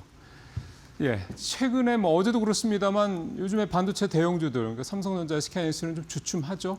뭐 주춤한다고 그래서 뭐 대폭 뭐 이렇게 또 조정을 받는다는 느낌이 들 정도는 아니고 뭐 차트로도 보시더라도 그냥 횡보하는 그런 모습입니다. 이제 한번 반등을 하고 그다음에 지금 다시 조금 횡보를 하면서 또 에너지를 축적하는 그런 시점이다라고 해석을 좀 해볼 수가 있을 텐데요. 근데 반도체주들은 그렇게 또 전체적으로 보면 대형주들이 별로 안 움직인다고 그래서 소부장들까지 같이 쉬는 건 아닙니다. 일부 소부장들은 그 내에서, 그 소부장 섹터 내에서 끊임없이 순환매를 하면서 뭐 하여간 모멘텀이 있거나 그날 증권사에서 리포트가 좀 나왔거나 이렇게 될 경우에 주가가 그날 좀 더 많이 오르는 그런 모습들이 좀 나타나고 있습니다. 뭐 대표적으로 삼성전자의 EUV 블랙 마스크를 이제 납품할 것 같다라고 얘기가 최근에 나왔던 SNS텍 같은 경우 또 최근에 좀 이틀 연속 급등하는 모습을 보이고 이런 식인 거죠. 최근에 외국인들이 앞서 그 데이터에서도 보셨지만 사실은 최근 5거래일 동안 외국인들은 조 단위로 넘게 좀 팔고 있습니다. 누적으로죠. 근데 그럼에도 불구하고 또 삼성전자 하이닉스를 또 매도를 하고 있는데 그럼에도 불구하고 소부장은 또 사고 있다. 이런 내용이 이제 첫 번째 기사가 되겠습니다. 이건 바로 표를 한번 보시죠. 네, 표에서 좀 보시는 것처럼 가장 많이 산 종목은 HPSP, 열공정 장비 업체죠. 뭐 유명한 업체입니다. 이게 사모펀드가 갖고 있기도 하고 최근에 이제 시장에 매물로 나와 있기도 합니다. 이 회사 주식을 가장 많이 샀죠. 1,790억을 샀고 BHI는 뭐 여러분 잘 아시는 폐회수 수열 이 장비를 발전소에 공급하는 대표적인 원전 관련주죠. 그다음에 SPG는 로봇 감속기 회사인데 이 반도체에서 또 해당 내용들이 들어가서 역시 반도체 관련주로 또 포함이 되더라고요. 제주 반도체는 뭐 대표적인 팹리스 업체고 이오테크닉스 역시 장비 업체. 10위까지 쭉 보면 저 9위에 심텍 있고 뭐 잘 아시는 PCB 업체죠. 이렇게 전체 10개, 최근에 코스닥에서 외국인이 순매수한 상위 10개 종목 중에 무려 5개가 반도체 관련주다. 이렇게 좀 볼 수가 있겠습니다. 반도체 관련주 이 소부장을 사는 이유는 2가지 정도 예상이 됩니다. 하나는 일단 대형주들이 가니까 뭐 삼성전자 하이닉스가 가니까 거기에 필수적으로 납품을 하는 그런 뭐 소부장들 당연히 실적이 좋아질 거라는 기대감이 또 하나가 있겠고 지금 대형주들 이 상황, 대형주 삼성전자, 하이닉스의 이 어떤 전반적인 그 어떤 여러 가지 실적에 대한 기대감, 앞서도 조우전 대표가 말씀하셨습니다만 SK하이닉스 같은 경우 올해 한 150억 영업이익 낼 것 같다 얘기가 나오지 않습니까? SK하이닉스뿐만 아니라 삼성전자도 그렇습니다. 원래 두 회사 합쳐서 올해 200조 얘기가 나왔다가 영업이익이 지금은 250조로 갔던 게 이제 300조까지가 지금 나오고 있는 그런 상황이죠. 더 나올 수 있다, 뭐 이런 얘기도 심지어는 있습니다. 물론 연말까지 가봐야 되겠습니다만 그렇게 두 회사가 돈을 많이 번다. 그러면 두 회사가 그 돈을 혼자 벌 수 있는 게 아니지 않습니까? 관련 이 밸류체인에 있는 국내 소부장들 당연히 같이 돈을 버는 거기 때문에 그 중에서도 이런 회사들이 더 수익을 확실히 내지 않겠냐라고 외국인들은 판단했다 이렇게 좀 볼 수가 있겠습니다. 얼마 전에도 말씀드렸습니다. 국민연금도 작년 말부터 이 코스닥 쪽 종목들을 좀 계속해서 사고 있는데 국민연금의 픽을 받은 종목들 중에서도 이 반도체 소부장들이 절반 정도 상당히 많이 포함이 돼 있습니다. 근데 그만큼 누구나 다 그러니까 투자 주체들은 이제 현재 삼성전자, 하이닉스의 이런 강세 또 대규모 실적 어떤 그 뭐 획득 이런 것들은 결국은 소부장으로 확산, 분산 또 하강할 것이다 이렇게 생각을 하고 있다 이렇게 좀 해석을 해볼 수가 있겠습니다. 다만요 오늘 이 기사의 이제 마지막 부분의 결말은 그겁니다. 소부장을 해서 막 사지 말고 삼성이나 하이닉스 밸류체인에 있다고 해서 막 살 게 아니라 특히 올해 4분기, 내년 1분기 이 실적 같은 걸 확인하면서 종목을 픽을 해야 된다. 이 얘기를 좀 하고 있어요. 뭐 당연한 얘기죠. 자, 삼성전자, SK하이닉스 계속 한번 더 말씀드려야 될 것 같습니다. 최근에 작년에 되게 유행했던 ETF 투자 전략 중에 하나가 섹터 바스켓 매매라는 게 있습니다. 예를 들어서 이제 SK하이닉스를 내가 매수를 한다. 그러면 이제 개별 종목으로 SK하이닉스를 매수하는 방법도 있는데 SK하이닉스가 잘 나가면 좀 전에 말씀드린 것처럼 SK하이닉스의 밸류체인에 있는 소부장들까지 같이 좋아지니 이들 종목들을 묶어서 사는 게 이제 섹터 바스켓 매매의 이제 대표적인 예가 될 것 같은데요.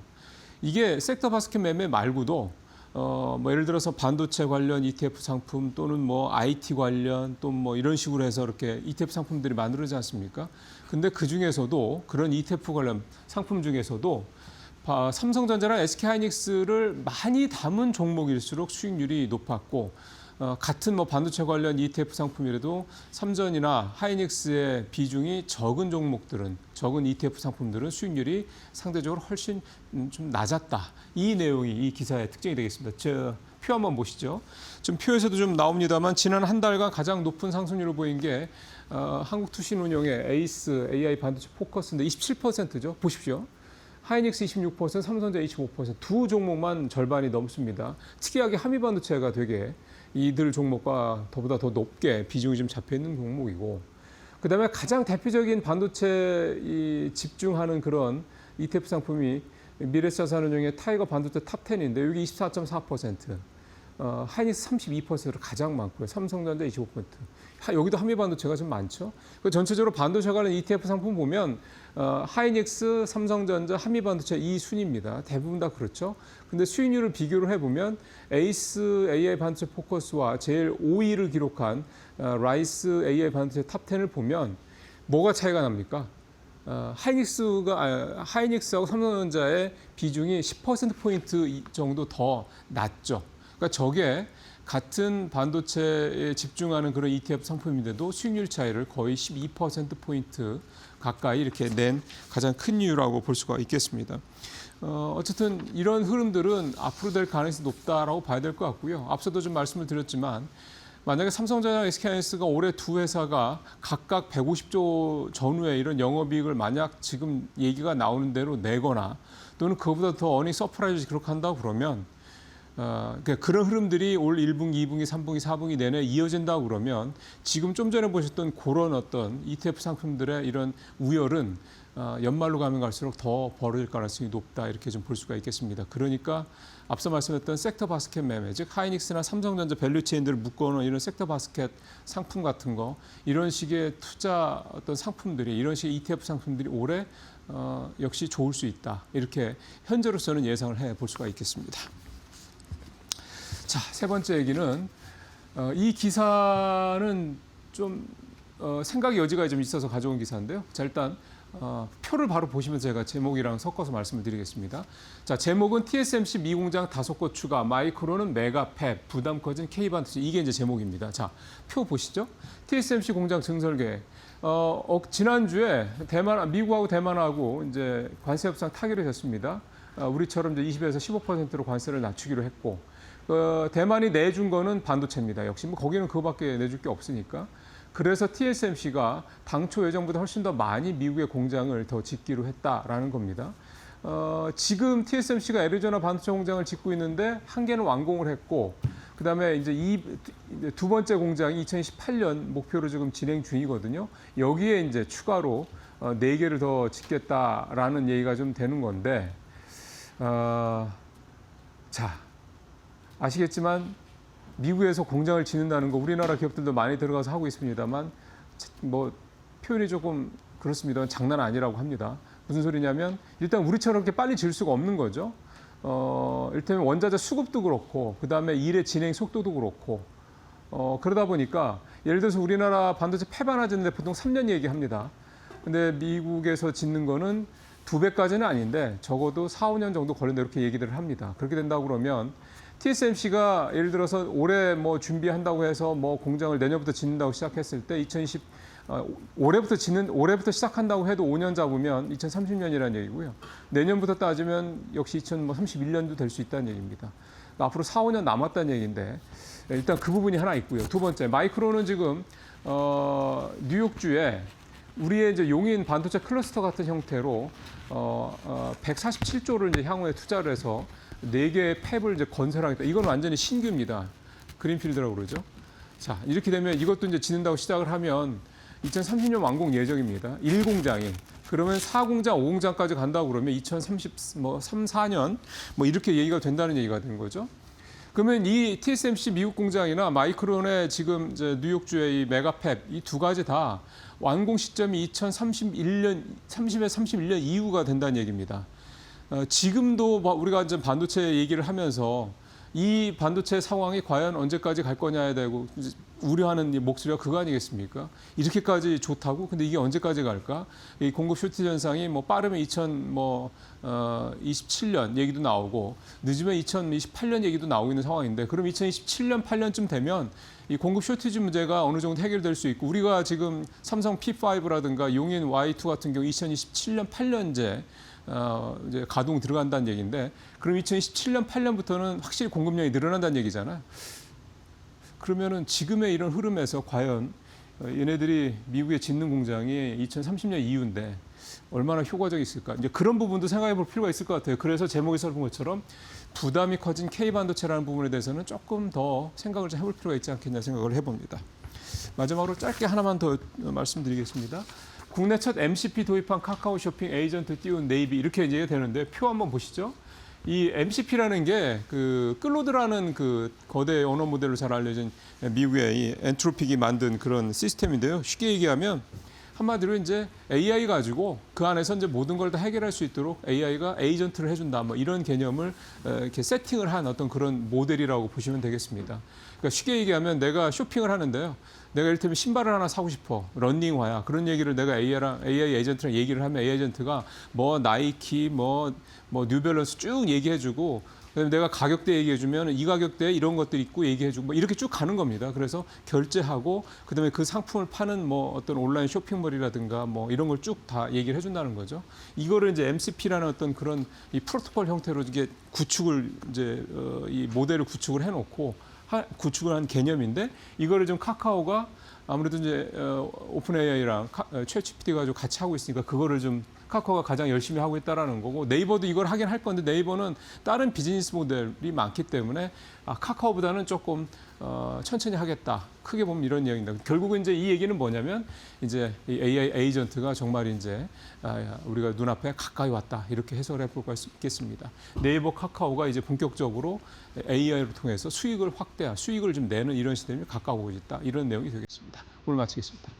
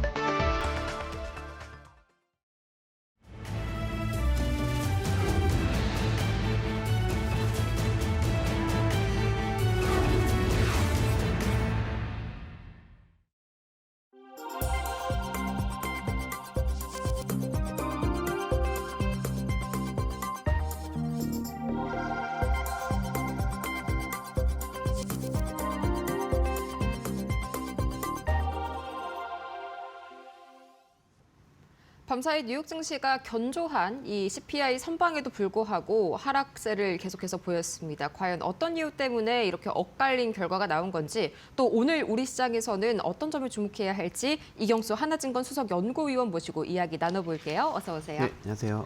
네, 우선 미증시 마감 상황부터 한번 정리를 해볼까요? 이 근원 CPI가 예상치를 하회했습니다. 물가가 좀 잡히고 있다는 신호가 나왔는데 이거에도 불구하고 시장은 좀 빠지는 모습이 나타났었죠. 뭔가 더 큰 악재가 있었던 걸까요? 소비자 물가 지수가 이제 장 초반에 나와서 기본적으로는 이제 시장 상당히 좀 좋은 모습으로 이제 출발을 했습니다. 근데 네. 이제 뭐 투자자분들 너무 잘 아시겠지만은 지금 이제 여러 가지 이 이슈들이 막 혼재되어 있습니다. 이란에 대한 어떤 미국의 공습 가능성이 상당히 좀 높아져 있는 상황이고, 지금 이제 관세에 대한 어떤 그 연방 대법원의 어떤 그 판결도 오늘 밤에 나올 가능성이 있습니다. 그런 이슈도 좀 있는 것 같고요. 금융주들이 이제 실적은 좀 잘 나오고는 있지만 약간 이제 주가가 오히려 세론이 되면서 주가 빠지는 그런 흐름들도 네. 약간 실적 시즌 초반인데 실적 잘 나왔는데 주가 빠지면 약간 분위기가 조금 이제 이상하잖아요. 네, 그래서 전반적으로 좀 그게 퍼졌네요. 높습니다. 예, 네. 그런 여러 가지 이슈들이 있는 상황이다. 그리고 뭐 빅테크에 대한 어떤 트럼프의 어떤 제재 이런 것들도 뭐 전기요금을 갖다가 좀 많이 내야 된다. 뭐 이런 얘기를 많이 하는 것 같습니다. 그래서 기본적으로는 지금 여러 가지 그 혼재가 돼 있는 상황이기 때문에 기본적으로 이제 물가 지수가 좀 잘 나와서 금리에 대해서는 금리가 조금 떨어지면서 위험 선호 현상이 일어나기는 했지만은 전반적으로 약간 좀 혼재 상황 혹은 좀 이제 약보합 측면으로 마감이 돼서 3대 지수가 모두 떨어지는 모습으로 관찰이 됐는데요. 그런데 네. 이제 장 후반에는 조금 이제 올라가는 모습들이 관찰이 됐어요. 이런 것들이 국내 증시에도 긍정적인 영향을 좀 줄 수는 있겠다. 그렇게 생각을 하고 있습니다. 예. 네, 뭐 여러 가지 아직까지는 좀 위험 요인이 남아있는 시작인데 또 밤사이에 오늘 밤이죠. 이제 관세에 대한 판결도 이제 나올 법한 전망이 되게 유력하다 이런 네. 말이 있는데, 그럼 관련해가지고 이제 만약에 관세가 위헌 판결이 상당히 가능성이 높지 않습니까? 통과가 된다면 급락이 나올 가능성도 배제를 못할까요? 그렇지는 않아 보이고요. 이제 네. 관세에 대한 이제 위헌 판결 가능성은 상당히 높은 것 같습니다. 아무래도 계속해서 이런 것들을 지금 예고를 했던 측면이 있고 1심, 네. 2심 모두 다 위헌이었기 때문에 최종 판결 역시도 위헌 가능성이 높다 이렇게 판단을 하고 있습니다. 네. 그렇지만 이제 그 트럼프 대통령 측면, 정부 측면에서 보면 이를 우회해서 계속해서 이 관세 정책을 계속 관철을 하려고 하는 그런 흐름들이 예상이 되고 있습니다. 기본적으로는 관세를 이제 뭐 국가보안법 관련해서 이제 관세를 조금 이제 한 150일 정도 15%로 계속 유지하는 그런 정책도 있고요. 그래서 법을 바꿔서 다시 좀 항소를 할 수도 있고요. 얼마든지 우회 방안이 맞습니다. 있는 거네요. 이거는 네. 뭐 전체적인 항소를 해서 시간을 끌 수도 있는 것이고요. 네. 그래서 생각보다 이런 그 흐름들이 기본적으로는 이제 계속 지속이 된다. 그리고 트럼프 대통령이 지금 뭐 트위터를 통해서도 계속해서 이제 관세 때문에 지금 뭐 상당히 우리 이제 물가 지수가 떨어졌다. 뭐 이런 식으로 얘기를 하는 것 같습니다.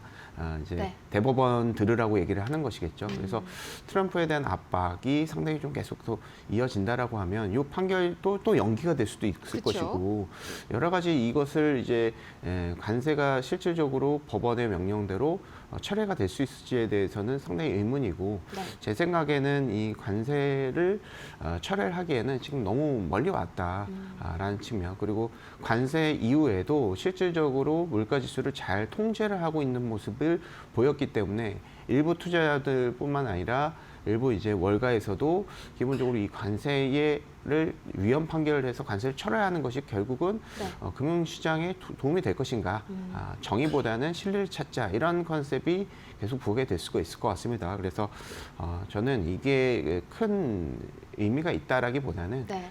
기본적으로 이제 의회의 결정을 갖다가 조금 트럼프가 좀 존중을 하면서 뭐 약간 중간에 약간 뭐 약간 합의가 되지 않을까 네. 이렇게 생각을 하고 있습니다. 예. 네, 관세 위헌 판결이 나더라도 만약에 난다고 하더라도 이 시장에 미치는 영향은 제한적일 것이다. 이렇게 한번 좀 다행히 말씀을 정리를 잘 해주셨습니다.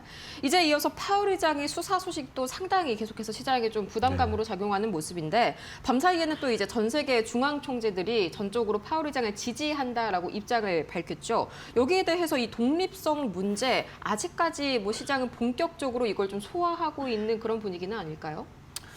일단 뭐 저희 이창용 총재도 이거를 이제 파월 총재에 대해서 이제 지지에 대한 것들을 네. 이제 나온 것 같습니다. 그래서 이게 정치적인 어떤 영향이 그 연준의 어떤 독립성을 훼손하기는 어렵다라고 생각을 합니다. 다만 이제 다행이네요. 네. 트럼프 대통령이 약간 이제 뭐랄까 계속해서 좀 협박을 하는 측면으로 네. 좀 부각이 되는 것 같고요.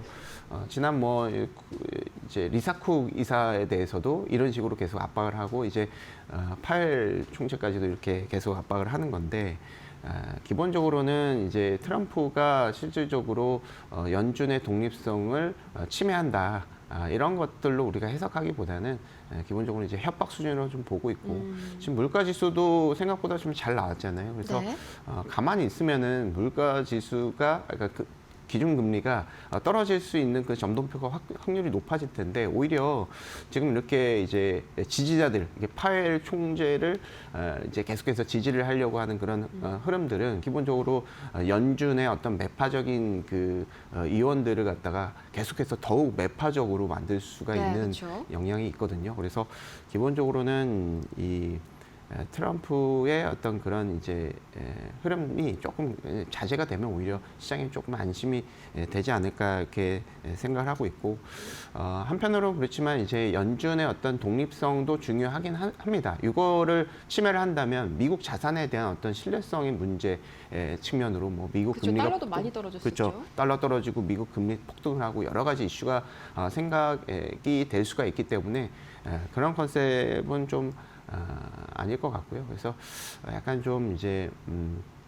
계속해서 그 국가 자본주의라는 어떤 컨셉을 계속 네. 이어가는 과정에서 뭐 후임자라든지 지금 파웰한테도 주식이 좀 올라가더라도 계속 금리 인하에 대해서 가능성을 높여라라는 것들을 좀 주문을 좀 간접적으로 한 것이 아닌가 이렇게 판단하고 있습니다. 마찬가지로 영향이 다소 제한적일 것이다. 이제 맞습니다. 우리 시장으로 한번 눈을 돌려볼까요? 코스피가 이제 5,000피까지 불과 300포인트밖에 남지가 않았습니다. 전 세계적으로 우리 증시가 유독 새해 들어서 강한 이유도 궁금하고요. 또 코스닥 대비해서 코스피만 이렇게 강한 이유도 궁금하네요. 지금 이제 글로벌 트렌드에서 보면 이제 빅테크 사이클이 아직은 뭐 급락을 하는 그런 흐름은 나타나지 않고 네. 앞으로도 올해도 계속해서 AI 사이클이 좀 지속이 된다라는 그런 이제 투자자들의 어떤 그 관심도인 것 같고요.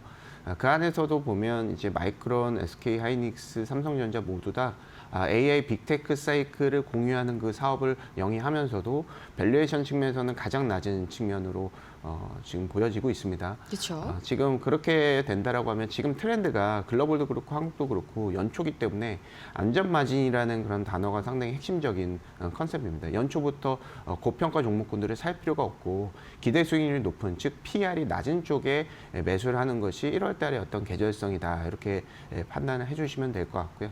그런 측면에서 밸류에이션이 낮은 한국 증시 그 안에서도 이제 반도체 업종군들에 대한 어떤 투자자들의 관심도가 계속해서 높아지는 것이 아닌가 이렇게 생각을 하고 있습니다. 그리고 네. 삼성전자 실적이 상당히 좀 잘 나오면서 연간 실적의 추정치의 어떤 시장 추정치 어떤 가이던스가 확실히 올라갔습니다. 그래서 지금 이제 1월 들어서도 올해 연간 실적에 대한 추정치 자체가 10%에서 20%가 상향 조정이 되고 있는 1월 중입니다. 들어서면요. 맞습니다. 네. 그래서 실적이 작년 하반기에 이렇게 올라가서 횡보하다가 또 다시 2차 페이지로 올라가고 있는 그런 가속도가 높아지는 그런 구간에 있기 때문에 반도체에 대한 어떤 실적 모멘텀은 상당히 좀 높다라는 식으로 좀 판단을 된다면 그런 측면에서 한국의 밸류에이션이 지금 10배에서 9배 수준으로 다시 떨어졌어요. 그래서 이것이 다시 이제 저평가 메리트로 좀 부각이 된다라는 측면이 있다. 그래서 중요한 것은 지금 글로벌적으로 봤을 때는 저평가 종목군들을 연초부터 찾으려는 그런 움직임들이 전 세계 투자자 컨셉에서 상당히 유행이기 때문에 네. 그런 측면으로 반영이 된다. 그런 측면에서 우리가 수혜를 받고 있다. 이렇게 생각을 해주시면 될 것 같습니다. 네, 그렇게까지 올랐는데도 아직도 저평가인 우리 증시 굉장히 또 희망적인 말씀을 해주셨습니다. 이제 현대차도 어제 10% 가까이 정말 폭등을 하면서 이제 40만 원 선을 드디어 돌파를 했죠. CES가 끝났는데도 아직까지 열기가 계속 좀 반복되는 느낌입니다. 뭔가 새로운 호재가 있었나요? 그렇죠. 이제 CES에서 이제 글로벌 투자 저희는 사실은 좀 어느 정도 알고 있었을 것 같은데 네. 글로벌 투자들한테 상당히 좀 많이 홍보가 된 것 같습니다. 뭐 모빌리티 관련한 사업에 대해서도 계속해서 부각이 되고 있고 보스턴 다이내믹스, 뭐 아스널, 뭐 이런 종목군들을 이제 보유하고 있는 현대차이기 때문에 기본적으로 계속 모빌리티 쪽에 대한 그런 기대감이 계속 좀 있다. 그리고 엔비디아 이제 어떤 핵심 인력을 저희가 이제 데리고 온 것으로 알고 있고요. 그래서 네. 그런 측면도 계속해서 좀 이제 지금은 기존에 그냥 자동차만 찍어냈던 제조업 관련한 이제 밸류에이션 받았다가 이제 리레이팅이 되는 컨셉인 것 같습니다. 그래서 네. 지금 소프트웨어 쪽으로도 우리가 생각을 하고 있고 모빌리티 쪽으로 좀 생각하고 있다라는 미래 성장 동력을 상당히 좀 구체적으로 비전화했다라는 것이 상당히 의미가 있는 것 같고요.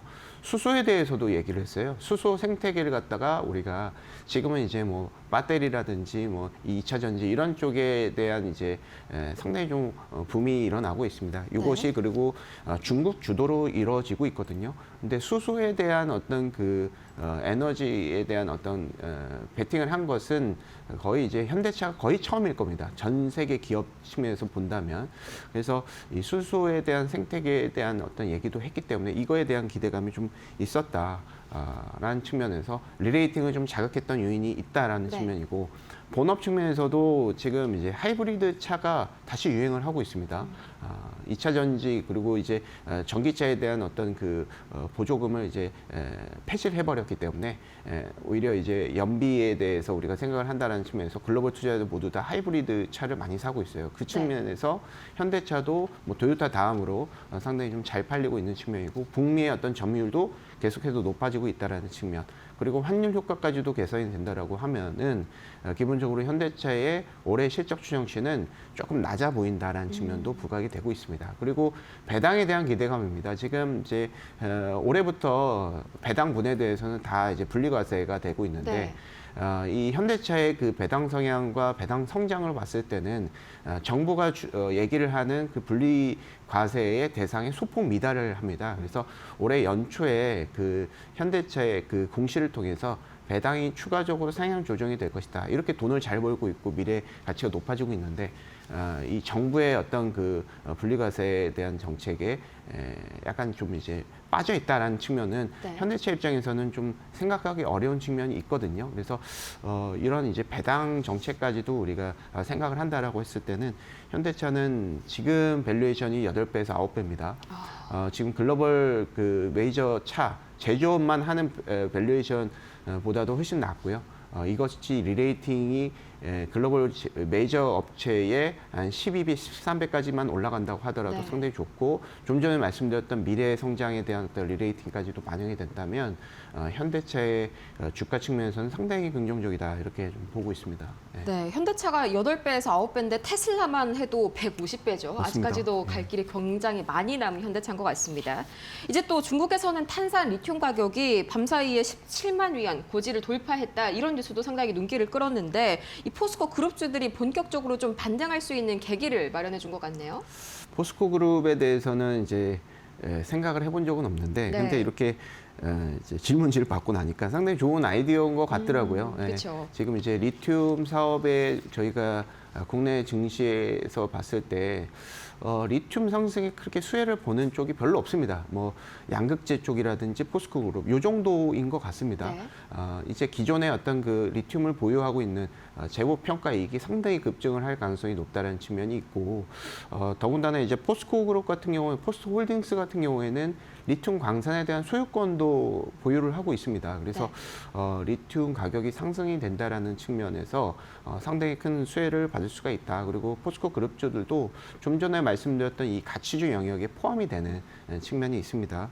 그리고 이제 배당도 워낙 좀 많이 주는 그런 기업이기도 하고요. 그래서 상당히 좀 좋을 것 같고, 그리고 지금 금 가격도 올라가고 있지만 은이라든지 리튬이라든지 산업에 대한 조금 활용도가 더 높은 쪽, 이 노출도가 높은 쪽인 이제 은이라든지 리튬 가격 상승이 조금 더 많이 부각이 되는 측면이 있거든요. 네. 그래서 전반적인 원자재의 인플레이션의 해지, 뭐 지정학적 리스크에 대한 안전자산 선호에 대한 어떤 그 상승세, 이런 것들도 있고 기본적인 어떤 수요에 대한 증가의 부분도 있기 때문에 사실 이렇게 산업적인 어떤 노출도가 높은 원자재에 대해서는 올해 상당히 좀 큰 관심이 필요하다, 이렇게 생각을 하고 있습니다. 그래서 그런 측면에서 리튬 가격 상승 측면에서는 포스코 그룹에 상당히 좀 절호의 기회가 될 것이다. 네. 실적 추정치도 많이 올라갈 수 있다, 이렇게 판단을 하고 있습니다. 네, 이 원자재 슈퍼사이클의 대표적인 수혜주가 될 것 같습니다. 이제 삼성전자랑 SK 하이닉스는 잠깐 쉬어가는데 이거는 그냥 단순 숨고르기로 봐야 될지 간단하게 말씀 부탁드릴게요. 그렇습니다. 예, 숨고르기라고 보고 있고요. 서두에서 말씀드렸다시피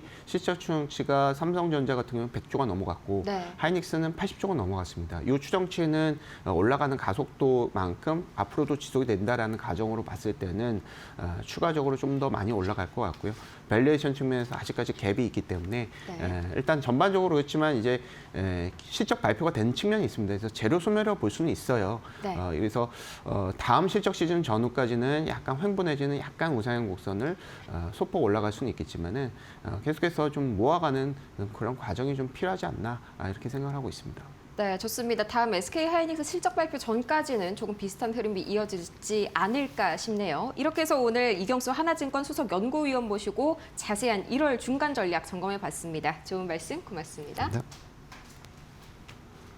오늘 저희가 준비한 소식은 여기까지입니다. 잠시 후에 이어지는 마켓나우 1부에서 과연 이 코스피 5,000피 시대를 앞두고 어떤 전략 세워야 할지 자세한 이 구조 전략 세워보시기 바랍니다. 오늘 저희가 준비한 소식은 여기까지고요. 오늘도 함께해 주신 여러분 고맙습니다.